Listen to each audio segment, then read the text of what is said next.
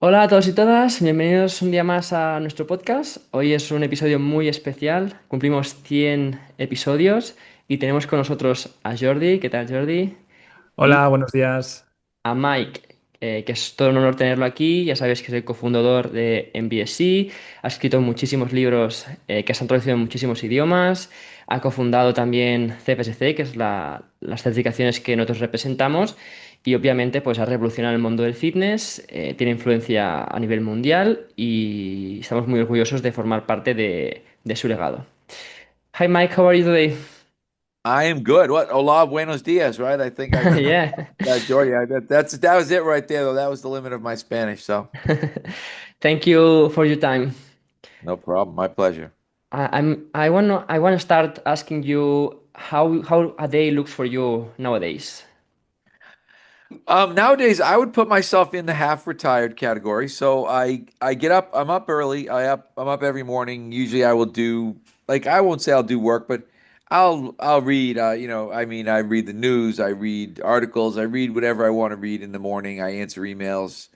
I try to write every morning, although I'm not always good about writing every morning, but I try. Lately, I have some presentations that I have to do, so I do that in the morning. Then I will generally go into the gym and coach for a couple of hours. Then I'll come home and actually, what I've been doing lately is working on my house and doing some work on my house. Then sometimes I'll take a nap and then I'll get up and do some more work on my house. So it's not the old MBSC days. I'm not in and out of there twice during the day. I live 45 minutes away now, so I tend to go in once. I tend to stay for a few hours and then I'm out. But one thing at least for me, it's impressive and motivates me is that you are still a coach and you still coach even if it's for a few hours. When nowadays where our like strength and conditioning is become like a more serious business and many people stay away from coaching once they open their own business, but you have managed to be coach, owner of a gym, and also do education and other many stuff, but still being true to yourself and be a coach. Yeah, I mean, I want to coach. That's the only thing I really want to do. I if I could do zero business stuff, I would be happy. But I know I can't do that. I have to do some things that will keep the business operational and keep things going. And so for a couple hours, I like to have a group. I like to be involved with I probably would be doing something else in another line of work. And on the line of that, at least when I hear you, I feel like everything you've done is more related to what you like to do, and everything else has come. The opportunities you've had is more like from what you wanted to do, not more like a plan to do that stuff. I don't know if you know what I mean, but for example, Yeah. when you explain that the first book you wrote is not because you wanted, because they asked you to. So And I think, nowadays, yeah, sorry.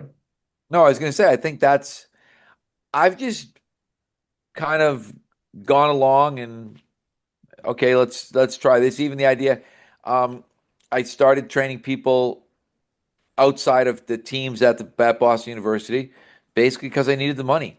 And then I realized that it was a good business. I realized part the professional athlete part I really liked at that time. I won't say I loved the high school kid part, but then I grew to really love that as I started to see the kids develop and make progress. I found, wow, this is really enjoyable. It's very rewarding. It was really fulfilling. So, yeah, I would say there was not any big grand master plan, just kind of a series of what's the next step? What kind of seems like the next logical thing to do? And obviously starting Mike Boyle strength and conditioning and going out and actually having a business was the big step. But I knew that the business was growing too rapidly to kind of try to keep it at Boston University, and it could no longer exist as a summer business. For a while, it was like having a summer job, right? I Mhm. wasn't as busy during the summer, so during the summer I can make some extra money training other people. But suddenly I've got people that want to train year round, and I'm so doing so much between at that time Boston University and working for the Bruins. I don't have time from September to May to really train people outside of there.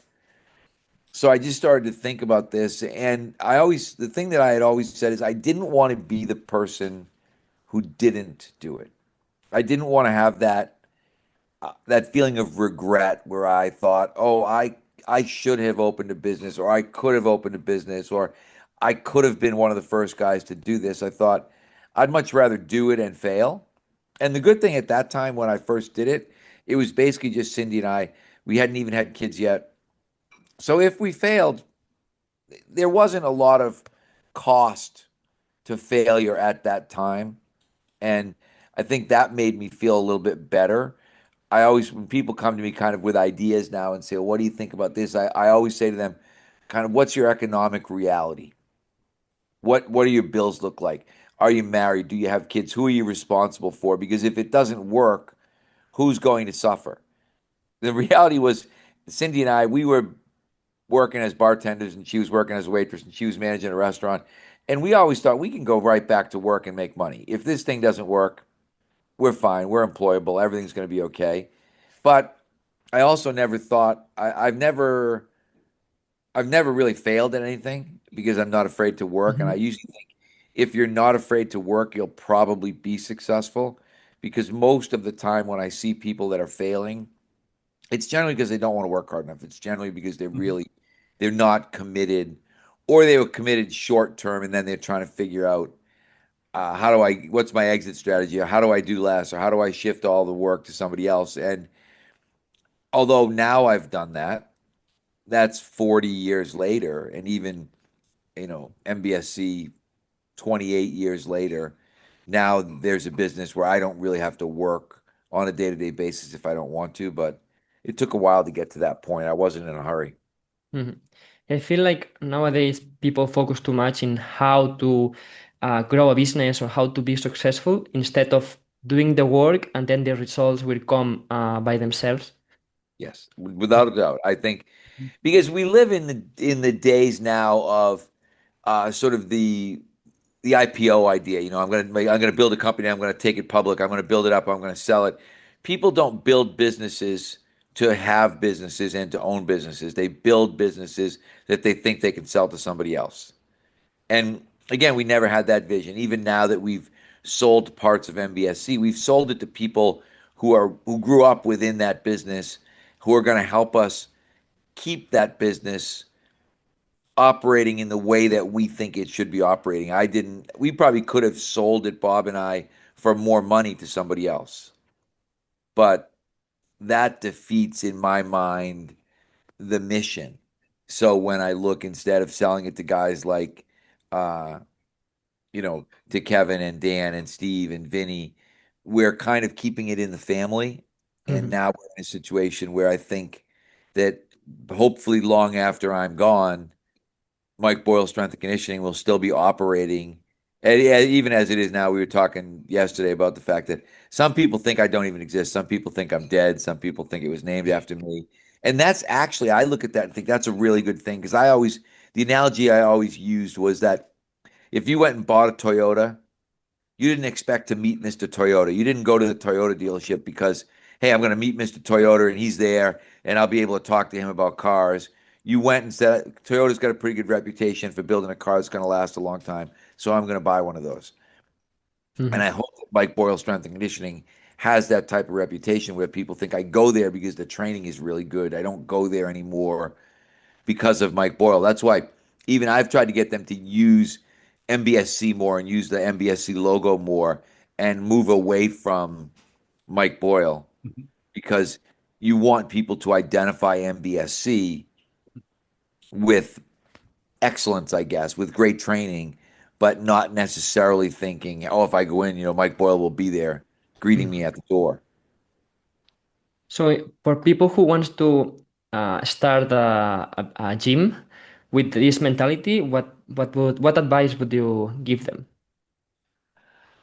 One, I tell them to really think about it and make sure that they're really committed to the idea that they're going to have to work a long time in their business because you, as you guys know, because you're doing it, you have to work in your business and you have to work on your business. Mhm.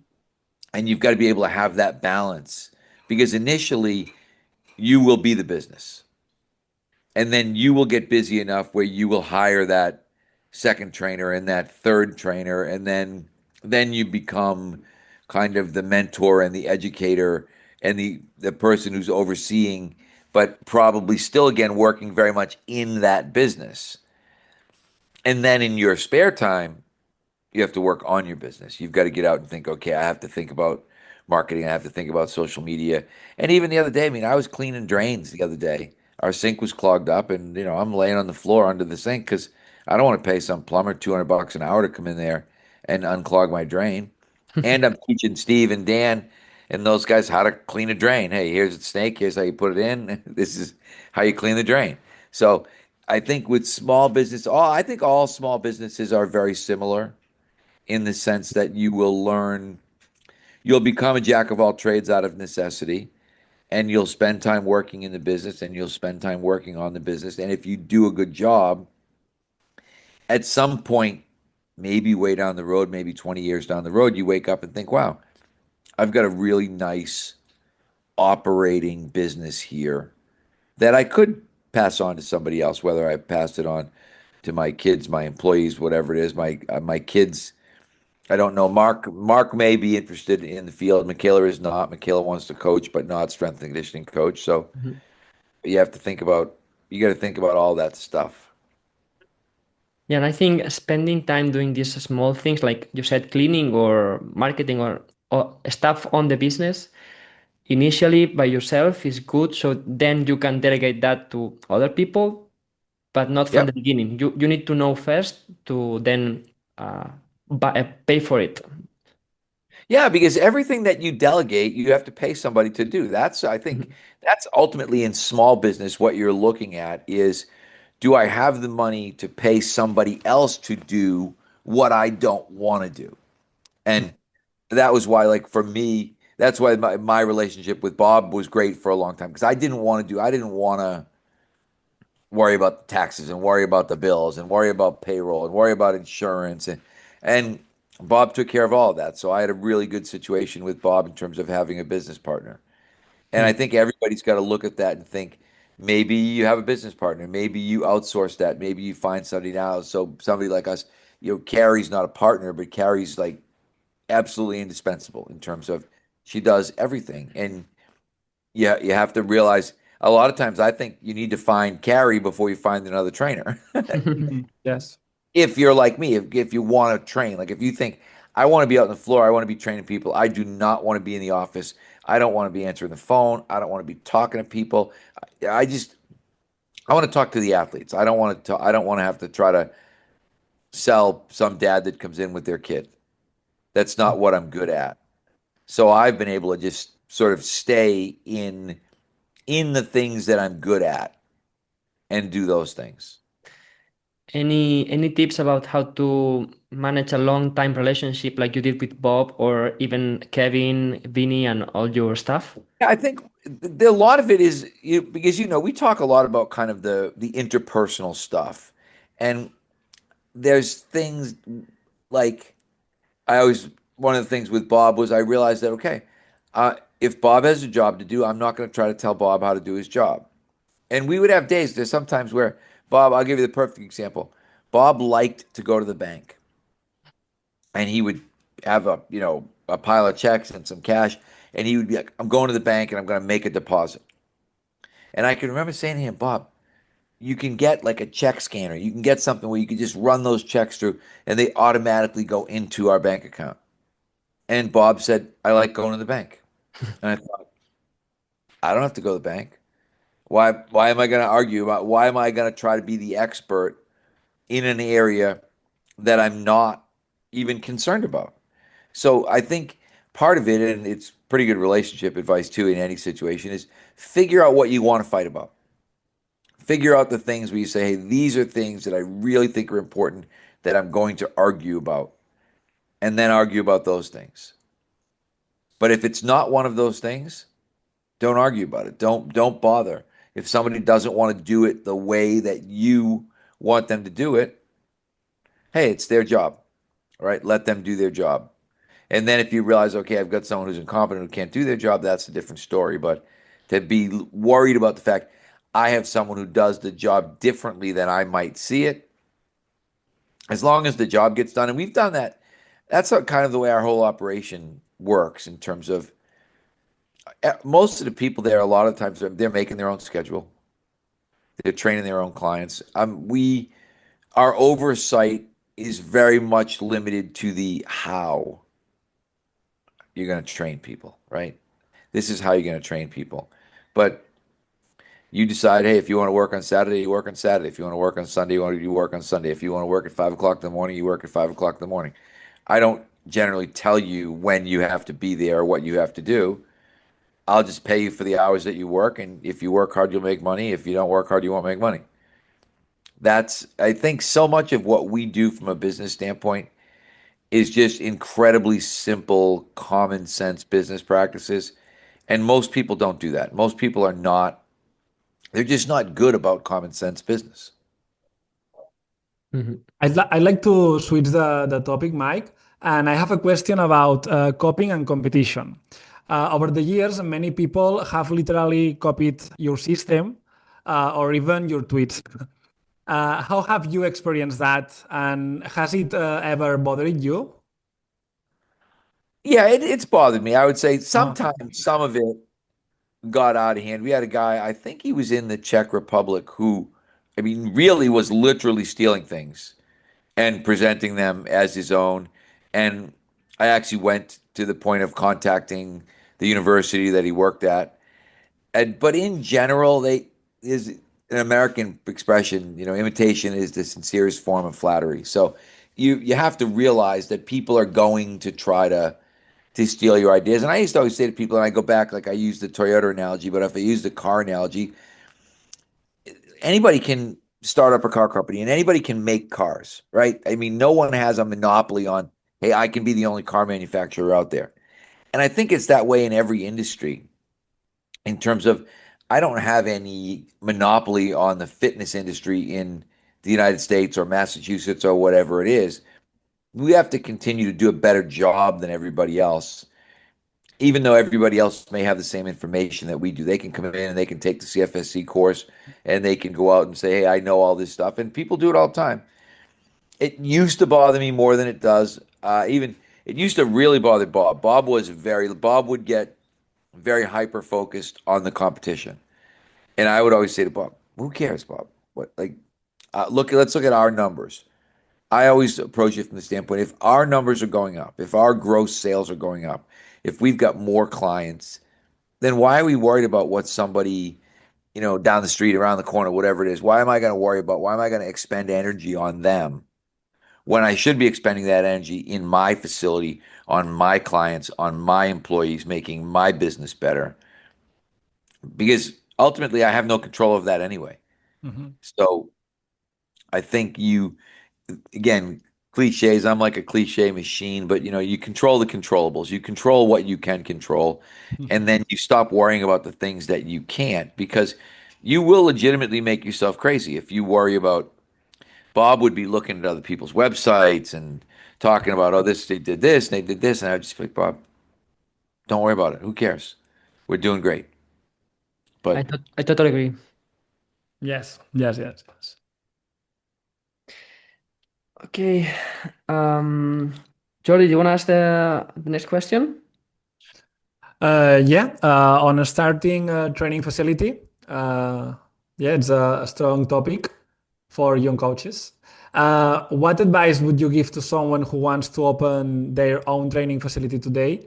And what were the key elements in your case? And what do you think matters even more now? well, again, I think I'd go back and we said this earlier, but Mhm. I would really ask them to think about, do you really want to do this? Because it is a commitment. It Mhm. is. And then I would, as I said, and I alluded to this already, where are you economically? What's the downside for you if this doesn't work? Those are all the things that I would be talking to people about. And then you get into the how big and what equipment and all that stuff. And again, in our situation, I always tell people less is more.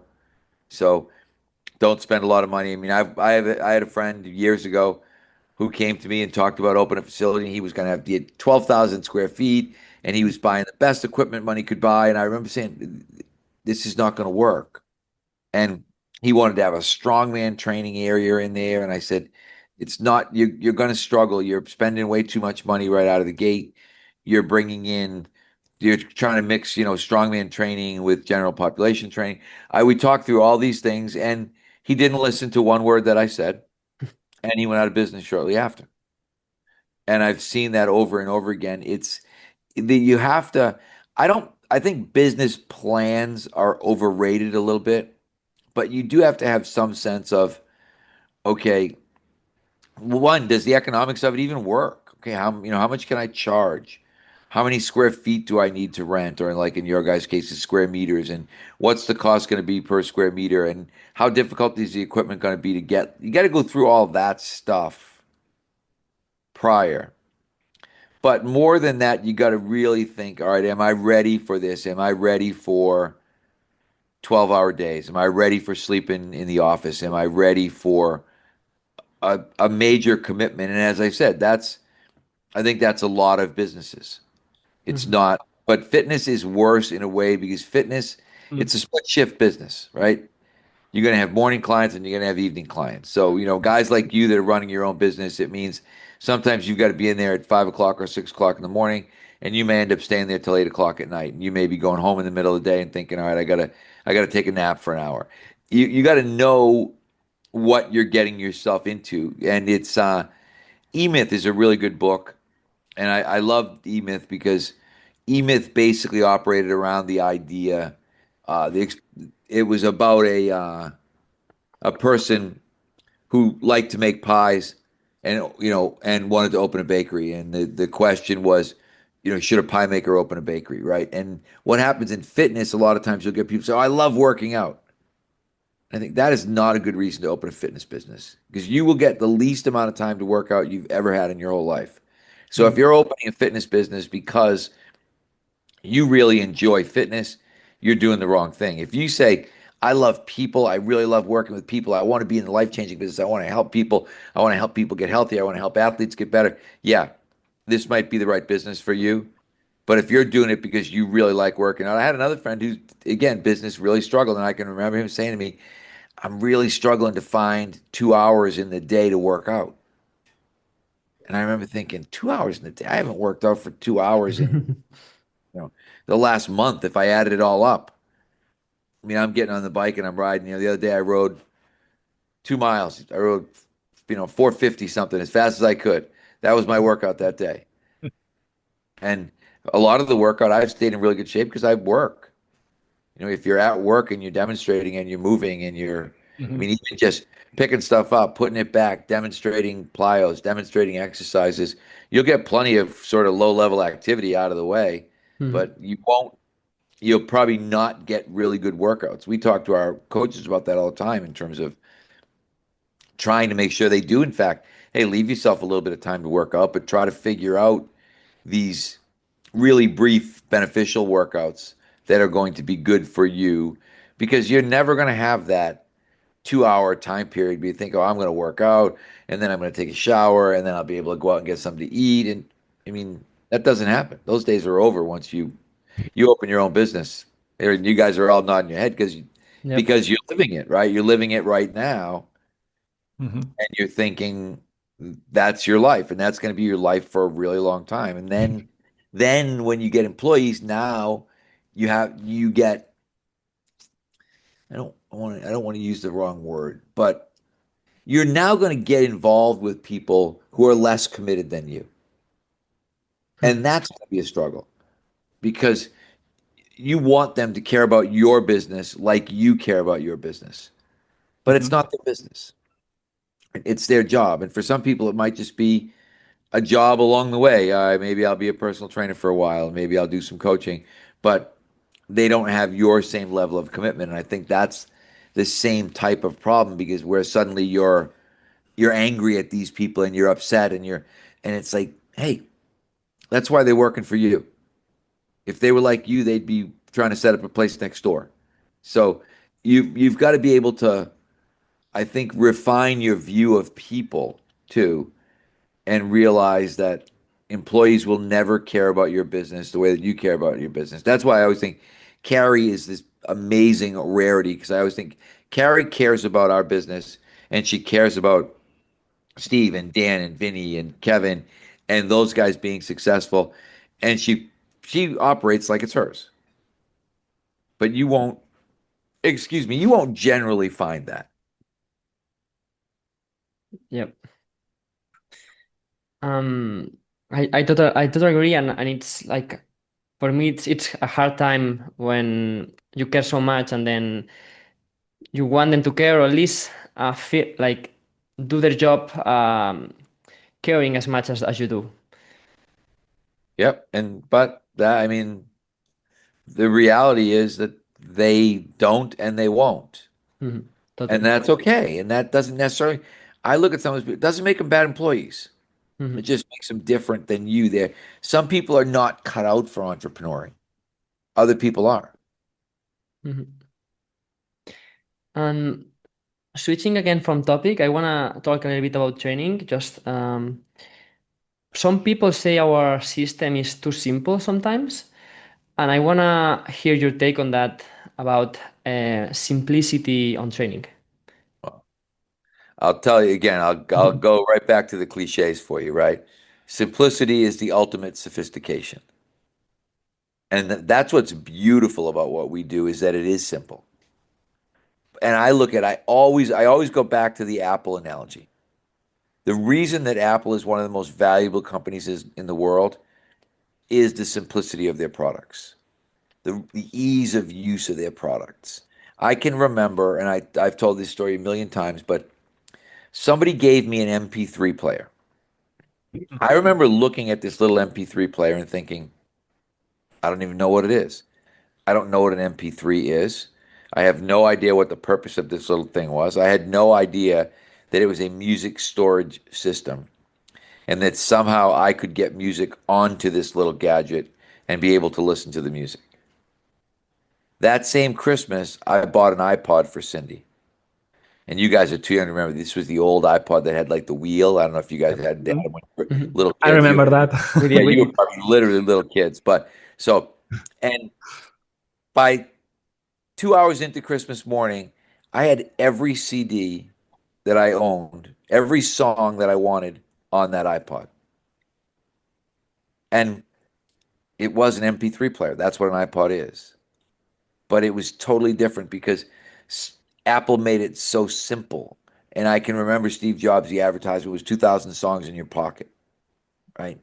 And it was like just plug this cable in, plug it into your computer, start flipping stuff from your computer, and then when the computers had CD drives in them, so you could put your music CDs in, boom, the music app pops up. It was so simple that anybody could do it. And that was why the iPod, the iPhone, the Mac, all these things people always talked about. It's so intuitive. A kid can just figure out how to drag and drop and how to do things. So I think that's the same with our training system is that it's really simple. It makes sense. The people who don't like it are the coaches who like complication. It's very, very rarely the client that doesn't like the system. Mhm. It's another coach that doesn't like the system. Mhm. And I think they don't like it because they can't appreciate the simplicity, the ability to look at it and think, yeah, it's really simple, right? Push, pull, knee dominant, core, whatever, anti-rotation. I mean, and the great thing about that is that you can take the CFSC course and you can teach this system to somebody and they can implement that system. And suddenly you could probably teach somebody in a weekend how to open their own business and then hand them the system and say, here's how you do it. And they would be able to do it. And in other systems, and no, not, triphasic or whatever it is, you'd have people still scratching their head going, what do you mean? I don't understand how this works. Yeah. So again, I'm not offended by that at all. And in fact, I think I'm probably more flattered by people's criticism than I am offended. Yeah, we were talking before this call with Jordi because now I'm hiring people, a few coaches, and I actually was telling him that I'm thinking about hiring a coach who has no experience at all. But because of our system, I can take that person through 2, 3 weeks of just following us and actually give her a group and be able to do it as good as we do. So that's a good thing about simplicity when you own a business, because many of those coaches who like complexities because they work one on one, so they can do whatever they want. But if you've had to teach that to someone else, or someone else should be working on your behalf, he wouldn't be able to do the same as you. Right, exactly. And that's the beauty of it, is Mm. that if you can get somebody to understand simple things, right? Simple articles that I've written, but if you can get someone to understand, does it hurt? If you can get someone to understand progression, regression, they can very quickly become an asset. We have trainers. A perfect example. Courtney is a perfect example. Courtney does not have an educational background. Her background is athletics. She played 2 sports in college. She shows up. She's one of the best coaches that we have. But she's one of the best coaches that we have because she just simply understood the system, Mhm. and she has great interpersonal skills. And her great interpersonal skills and the fact that she knows the system means that she doesn't need to have some incredible command of anatomy or physiology or some of the science stuff because she knows our system and she can coach. And so for us, I think we've been able to do something similar to what you're saying in terms of taking people out of non-traditional roles and saying, hey, I can make this person. I always think if you're a good people person, we can make you into a good coach. Megan's another one. Megan's another great example. Megan's become an amazing coach. But she came in, she was just an athlete. She was a rock climber. She was a world-class rock climber who thought, hey, this might be something that I want to do. And she's evolved into a really, really good coach because she understands the system. But I I see it over and over and over again in our system. Steve Bigelow, same way. Steve was I think, a finance major at UMass. No real background, but ran track and field. Had an athletic background, but not what I would say a conventional scientific background. But if you went out and watched Steve coach or teach CFSC or do whatever it was, you wouldn't look at him and think, oh, he doesn't have, he didn't study this in college. And there's a lot of those people roaming around MBSC right now that didn't study this in college, but have become really good coaches. Yep. And another thing I really like about our system is that it evolves with time. So you are open to hear other opinions and other people methodologies, and then decide from that if you like it or not, if it's worth to add to our system. Um, and many other like methodologies are like they try to build a brand and it's closed and it's only this method works, and they are against every other stuff on the market. And I like that we are open to other philosophies, and we try to adapt to whatever is out there if it's worth it. Yeah. I think you should always be looking to make, and again, I go back to the Apple idea, right? But I mean, think about the number of updates that you get from Apple if you have an iPhone.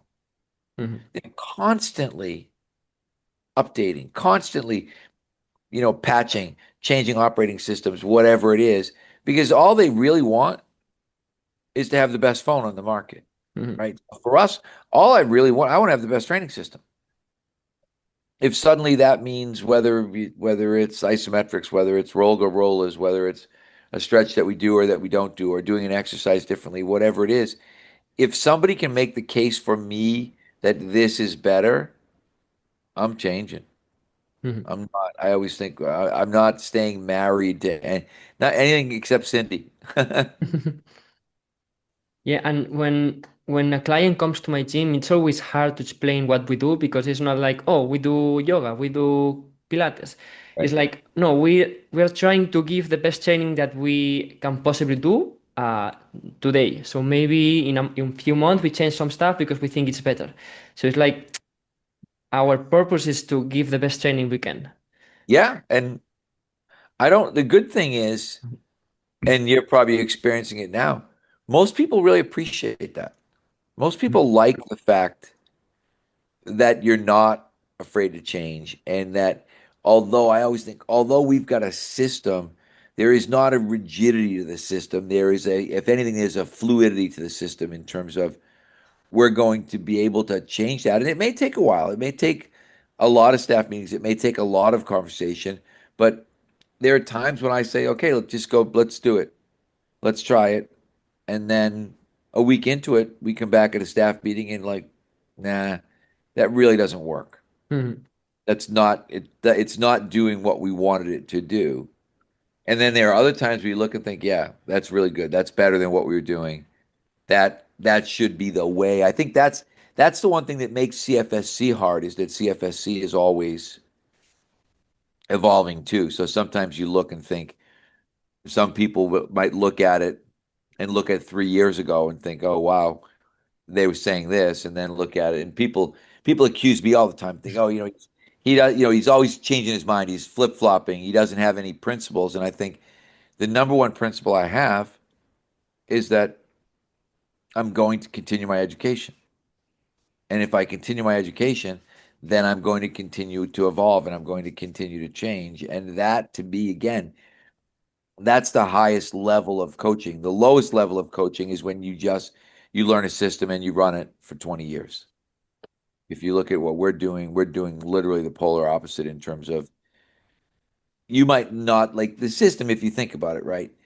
Kind of, foam roll, stretch, mobility, activation, dynamic warm up, power, strength, conditioning. The system doesn't really change, but the little how pieces do change in there as we're going along in terms of, hey, And let's do this a little bit differently. and is there anything changing now or that will change in the near future? Um, I mean, nothing major that I would say no. I think it's funny. Jess has done a really good job. Jess has got a really good mind for kind of adult program design. So I think we're always looking at exercise performance and thinking. So, like, you look at some of the David Gray stuff, right? Whether it's floating heel or staggered stance SLDL, or trying to think, or even just calf raises, things there. So there are things that we weren't doing before that are starting to find their way into the program. There's probably more thoracic rotation stuff where we're asking, where we're doing, say, rows or pulls, and we're asking somebody to reach with their opposite hand so that they'll get more thoracic rotation. So, I would look at all things as small and say, hey, we're not, maybe we're going to do a row slightly differently now. Maybe we're going to do a split squat slightly differently now. But we're not going to stop rowing. We're not going to stop split squatting. We just Mhm. may, in that, whether it's progression, regression, lateralization, variation, because that's the other thing, and you guys see it because you're doing more adult fitness. The one thing you have to be able to do is that it's that the Charles Poliquin idea of variation without change. I need to be able to make row different 14 different ways during the course of the year. I need to be able to make split squat different 14 different ways during the year. And so sometimes it's the subtle stuff that you're going to change, but nothing. I'm not looking at thinking, oh, we're never doing split squat again. But I'll give you a really good example. Athlete programming a couple years ago, I really went all in on what I would call pure unilateral. So one leg squat, one leg straight leg deadlift, skater squat, things where your other foot is not in contact with the floor. Because I realized our athletes, I want that balance component more. So if you watched the athlete program now, you would see more emphasis on one leg squat, more emphasis on skater squat, less emphasis on split squat, less emphasis on rear foot elevated split squat. And and again, you think, is it a small change? Yeah, but it's a change. So I think there's always the nuanced stuff that's going to be evolving. Mhm.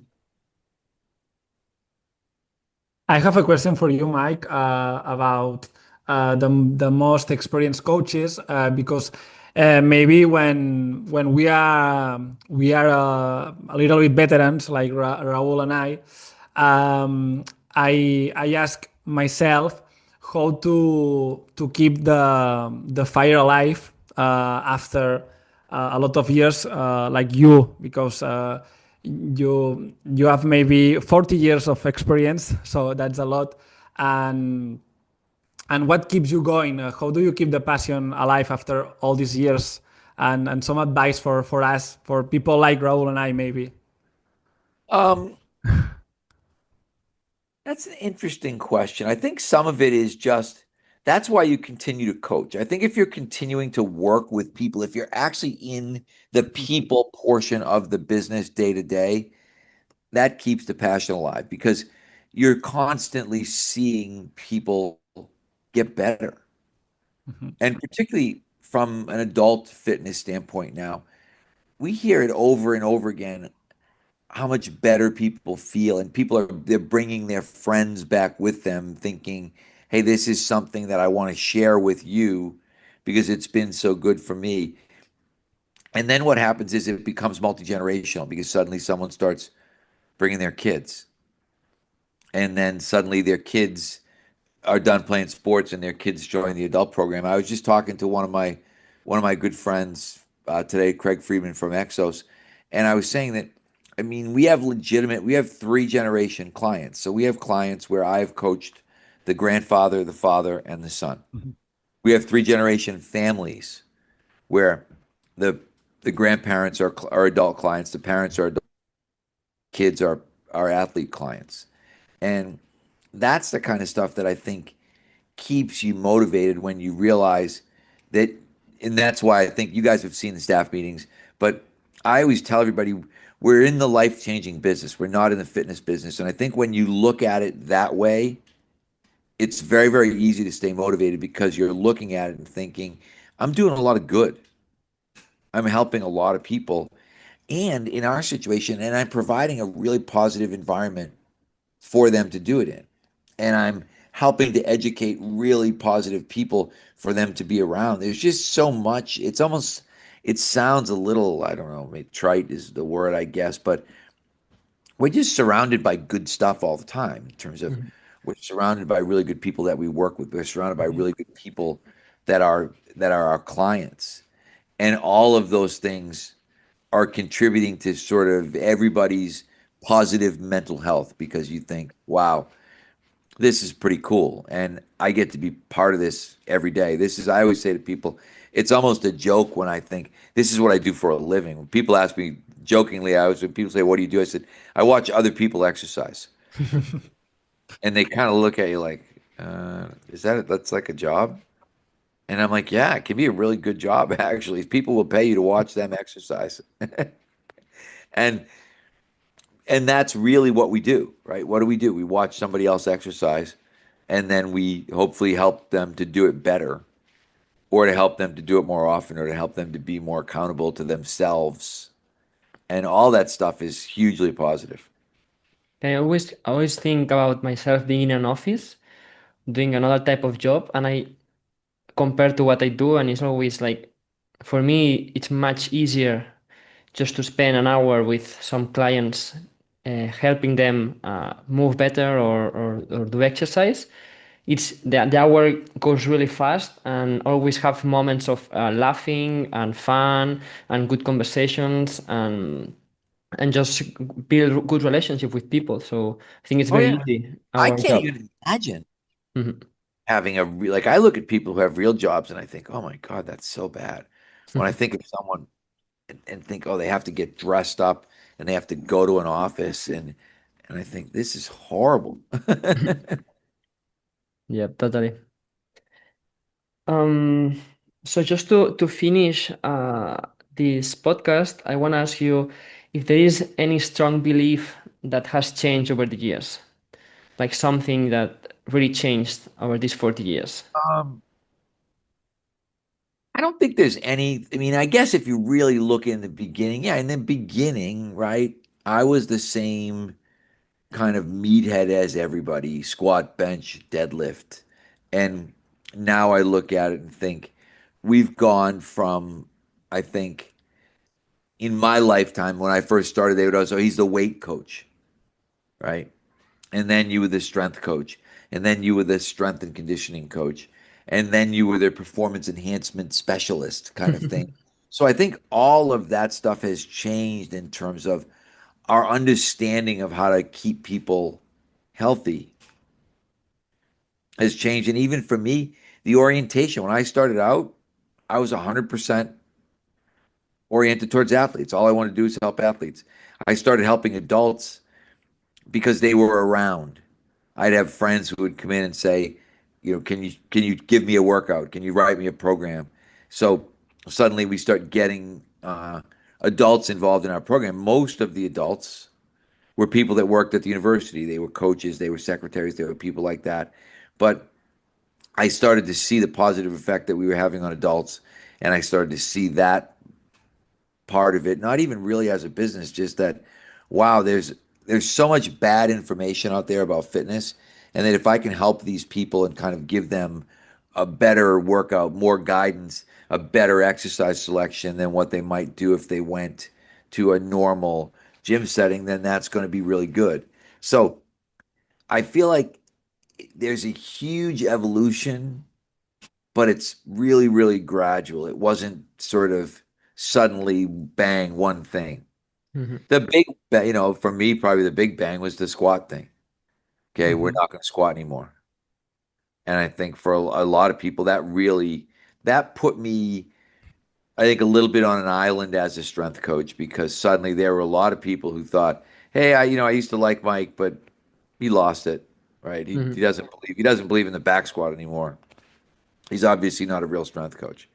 So that was 2009, which is kind of crazy when you think. So that was either 2009 or 2006, I forget. Might have been 2006. But that kind of death of squatting video where I said, "Hey, we're not going to do this anymore." That was Mhm. I think, a big evolutionary point from the standpoint of we're really going down this functional path that again I didn't have any intention of going down. I've told this story a million times, but I had no I had no intention of being a functional training guy. I didn't know I was a functional training guy. Human Kinetics decided I was a functional training guy and said, "We want you to write functional training for sports." And I said, I I'm the wrong guy. I don't think I even know what functional training for sports is. And the people from Human Kinetics response was, "Well, we think what you're doing is functional training." And I thought, "Oh, so you think what I'm doing is functional training, so I'm just going to write a book about what we do and you're going to publish it as functional training for sports?" And they said, "Yes." So Mhm. suddenly you end up in a situation where I'm kind of forever linked with the idea of functional training.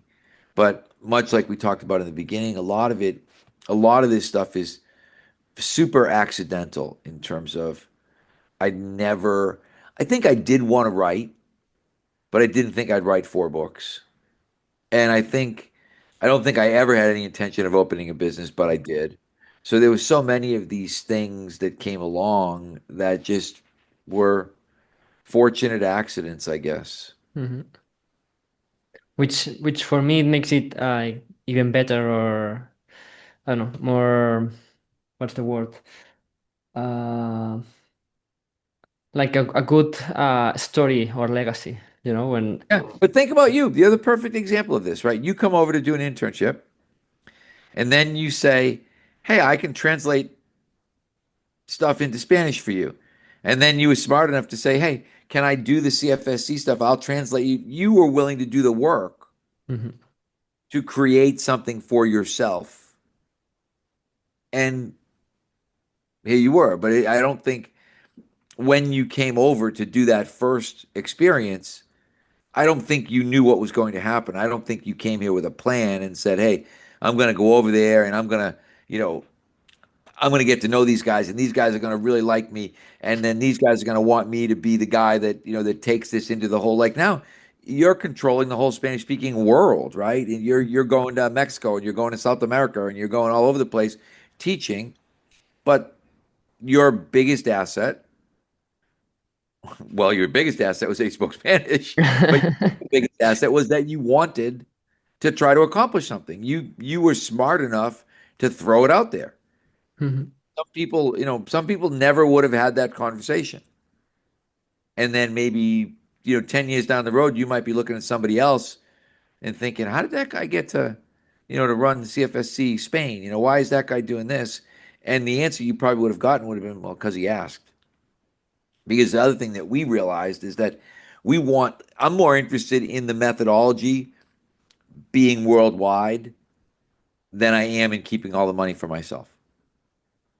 So when I look at this and think, I mean, I know I can't do it in Spanish.